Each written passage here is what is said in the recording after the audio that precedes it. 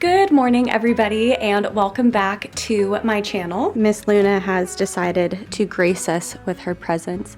Look how beautiful she is. She is queen of the couch. I just finished getting ready for the day, keeping it pretty casual, just with a sweater and some jeans. I've noticed that sometimes, even if I'm just staying at home to read and film and get some other work done during the day, I feel so much more motivated and just ready to do things if I actually get ready, even if I'm just staying home. Like if I am in my pajamas all day or my sweats, then I just feel lazier, and I don't know, does anybody else get like that? Luna is lucky because she just gets to stay in her fur all day. But I had a fun idea for today's reading vlog, and I'm about to explain it to you guys. So in my February TBR video, we picked out all of these books to read based off of the prompts that I chose from this little bucket. So the first book I said I was going to finish was House of Flame and Shadow. I did finish this book. I decided to display it because it is just so beautiful. I did rate it 5 stars, and I will talk more about it in my end of the month roundup. And then I also decided to do a different display for my other Sarah J. Maas books. I think it looks really pretty. Okay, I keep getting off track and I'm really sorry, but I was thinking for today's video, I knew that I wanted to read some of the books that are on my February TBR, but sometimes I struggle to choose like which books I'm actually going to read first. So I thought, out of my list, why don't I read the highest rated and then also the lowest rated book and then try to compare the two and see if I think those ratings are accurate. One thing I will say though is that as readers, we all have very different perspectives given the different things that we have been through in our lives, our upbringings, our different worldviews, etc. So I do think that impacts the way that we read books and what we enjoy versus what we don't enjoy, especially in terms of genres. For example, I love fantasy, but not everybody else loves fantasy. So if I were to read a fantasy book and love it, I would rate it 5 stars. But if someone who really doesn't like fantasy was forced to read it, they would probably only give it 1 or 2 stars. So I do think that ratings are subjective given our own worldview and taste, which is totally okay. But I do think it is interesting sometimes to look at the ratings of books online and to see if they match up to your own experience reading it. I'm going to use the app Goodreads for this video specifically. And it's funny because there are some books on Goodreads that I have read and loved and have rated 5 stars without even looking at reviews of that book. And then I'll look at the reviews and almost nobody else liked it. So it just goes to show you how much of reading is like a personal experience. Okay, so based off of my reading list for the month of February and the ratings on Goodreads, this book, Archer's Voice, which is also our book club pick for February, has the highest rating of 4.24 stars, and it has 410,973 ratings. And then on the flip side, the book in my list that has the lowest rating is going to be Credence by Penelope Douglas,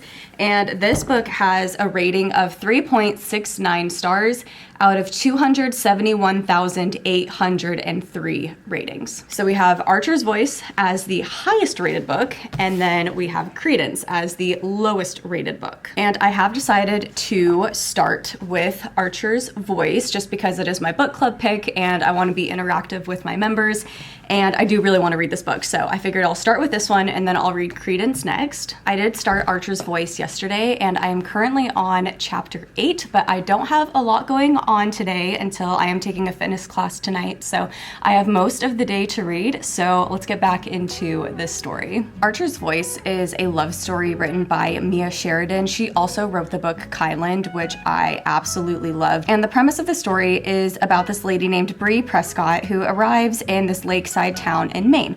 She is hoping that this is a place where she will finally find peace she so desperately seeks after a very scary and traumatic night in her life. On her first day there, her life collides with Archer Hale. He is an isolated man who holds a secret agony of his own. He is a man that no one else sees. He's kind of like a social outcast in his town. Archer's Voice is the story of a woman who is chained to that horrifying night and the man whose love is the key to her freedom. It is a story of a silent man. He lost his voice, hence why the story is called Archer's Voice, who lives with an excruciating wound and the woman who helps him find his voice.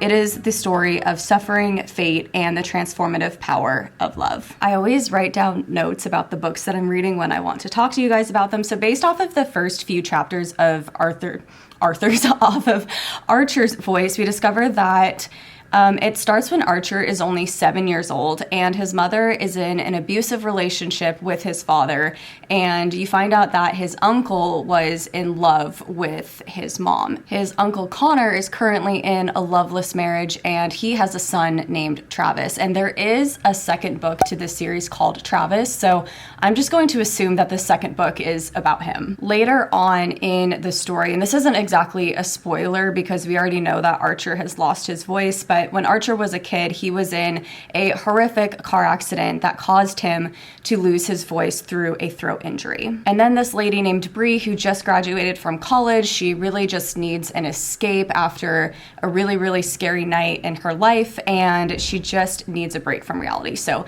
she takes this road trip, she ends up in this town in Maine, and the setting is beautiful. It's like lakeside and it's sunny and beautiful, small town. She works at a diner. It's really giving you that small town comforting feel, and so far Bree and Archer's paths have crossed a few times, and that's where I'm at in the story currently.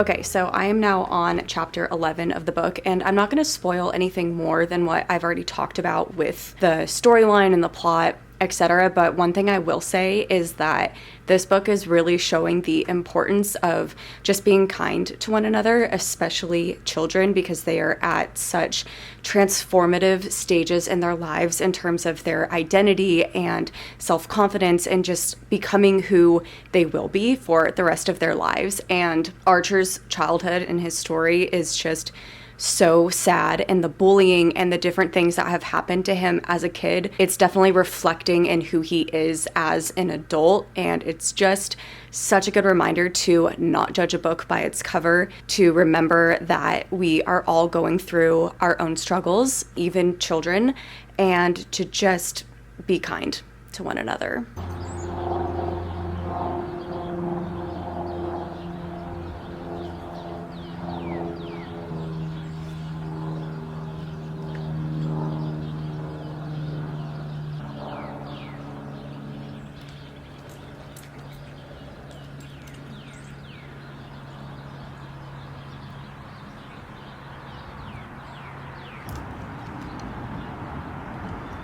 I wanted to get outside for just a minute. It is a beautiful day out. I'm squinting right now because the sun is in my eyes, but it still feels so good. We went through a period where I think it was like 2 weeks where we didn't see the sun what felt like for a single day, because it was just pouring rain, and then it snowed, and then it was cold, and then it was pouring rain. And now that the sun is out again, oh, it just feels so nice. Luna is enjoying her time out here too. I can't wait for the weather to get warmer here because the sun feels warm and feels so good, but the air is really chilly and the temperature is cold. So you can't spend too much time outdoors because you get really cold, but the sun feels so good. So I can't wait until we can just break these cold temperatures.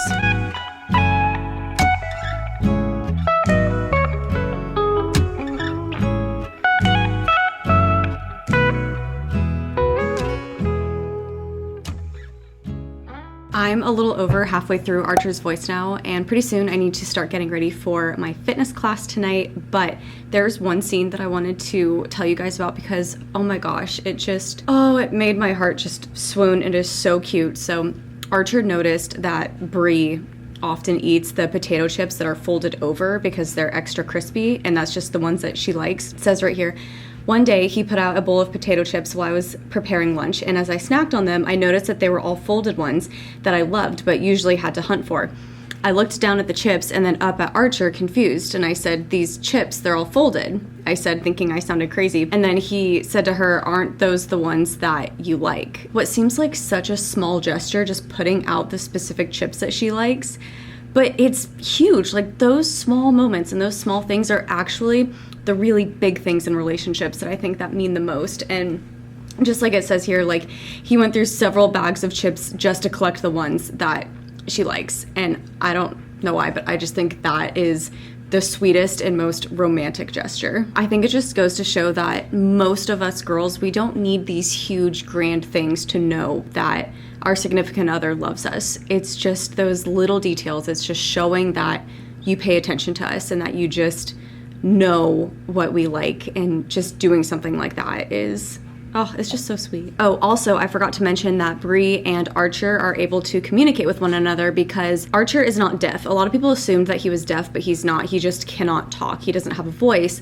But Bree actually knows sign language because her dad was deaf. So they communicate a lot between sign language and then her voice out loud, since he can hear. And then he talks to her pretty much always in sign language. Hi, Luna. Hi, I hear you coming down the stairs. What's up, sweetie? Hi. Hi, Luna.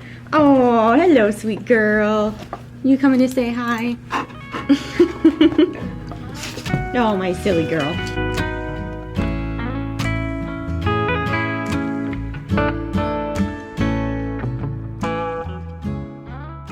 Okay, so I just finished Archer's Voice, and wow, that was an incredible love story. So beautiful. I would highly recommend this book. I'm not quite sure what I want to rate it yet though, so I think I'm gonna sleep on it and then decide its rating tomorrow. But wow, that book was so good. Archer's character is just truly so gentle and so kind despite everything that's happened to him. He is just such a gentle soul. There were parts of the book that were a little bit predictable, but overall the pacing of the story was really good. It was a quick read and I thoroughly enjoyed it. And I feel like this one quote from the book that I highlighted just really sums up the message behind this book other than just a love story. And it says, "Archers in my story made people want to be better, to reach out to those no one else saw, to be friends to the friendless, to look at others more closely,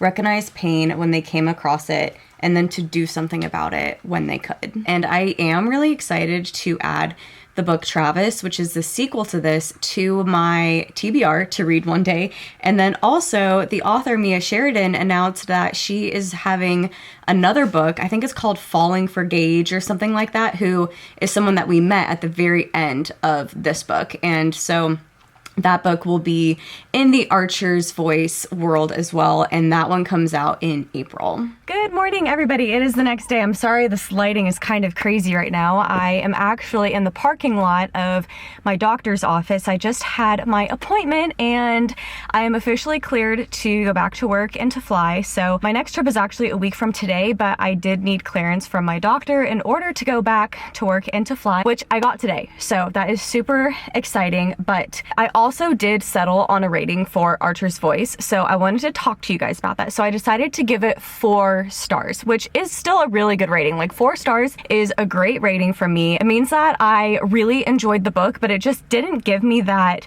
5-star feeling. Like I don't even know how to explain it, but like when a book is 5 stars, I just become like obsessed with it. I am constantly thinking about the characters.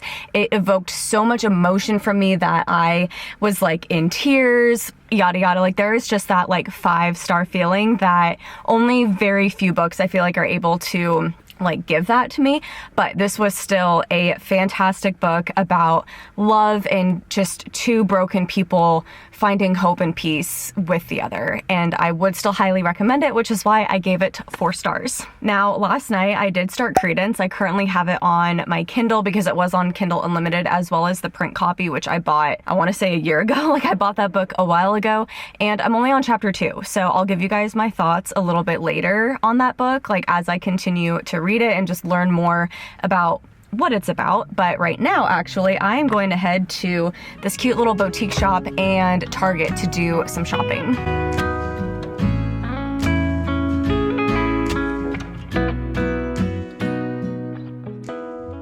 Okay, you guys, so I feel really bad because I pretty much just cut you off yesterday after I drove to Target. I just didn't get my camera out and I didn't film at all, but I did do some shopping. I got a really cute dress that I'm going to wear to my best friend Tiffany's bridal shower, and then I also got her a gift for her shower, but I can't show you guys what I got her because if she's watching this, then I don't want to spoil her present. And unfortunately, I do not have a lot of time to film or read today because this morning I slept in and then I went and worked out, came home, showered, got ready, and now I need to go help Eric's mom prepare a really big dinner we're hosting tonight with her sisters. So that would be Eric's aunt and uncle and their children, so Eric's cousins and a little baby. So there's gonna be a lot of people over here tonight. I'm keeping it really casual today with just this long sleeve shirt and some jeans. Real quick though, I did want to talk to you guys a little bit about Credence. I honestly don't even know what page I'm on, but I can say that I do think I'm going to enjoy this book. I really like this setting, how it's in Colorado. If you didn't know, I went to the University of Denver and lived in Colorado for about 5 years, and that's where I met Eric. He grew up in Boulder, Colorado, so he's lived in Colorado his whole life, so I really like that the setting is similar to somewhere that I have been before and that I have lived. I do know that this book is spicy and that it is taboo, so I am kind of looking forward to reading something that is very different from what I normally would read and is a little bit out of my comfort zone. I haven't even had a moment to just like sit down and read like a big chunk of this book. I've just read a few pages here and there, so I will update you guys again how I am liking this book when I can actually sit down and read a good amount of it. But now I need to go upstairs and help Eric's mom get everything ready for dinner.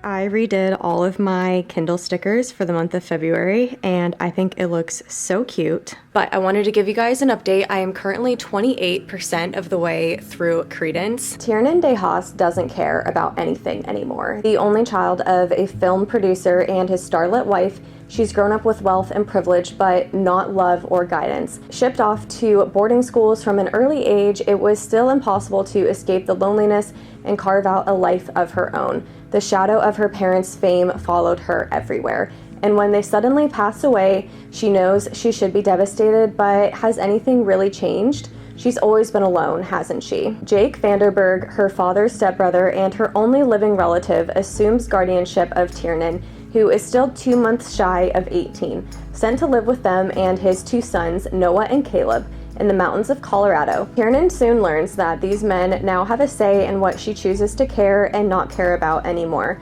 As the 3 of them take her under their wing, teach her to work and survive in the remote woods far away from the rest of the world, she slowly starts to find her place among them. This book is really interesting. Right off the bat, I can already tell why some people wouldn't like it. The writing is a little bit dry, but also I love Penelope Douglas books, so I'm used to the way that they are written. Also, everybody assumes that Tiernan, the main girl character, is this kind of like spoiled brat from Los Angeles because her parents were famous movie stars before they died, but she's not a spoiled brat. Like, she doesn't really care about money or the fame or whatnot, but her parents never really loved her, so she doesn't know how to communicate with others, and she doesn't know how to love other people, and she doesn't know how to work within a family unit. So right now, that is what she is really learning how to do, living with these new people.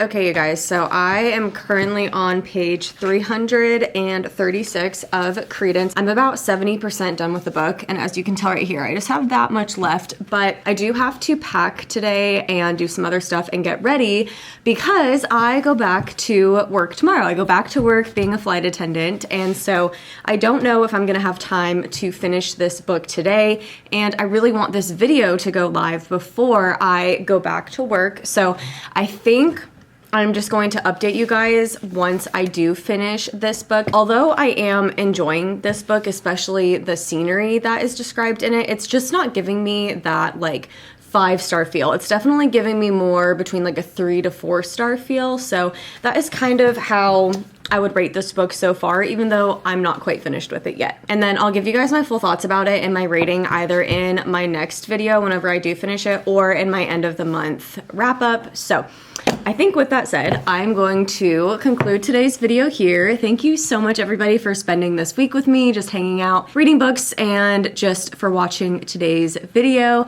If you liked it, please give me a big thumbs up. If you're new here, don't forget to subscribe because I'd love to see you again in future content. I hope that you all are having a fabulous day, and I'll see you next time. Bye.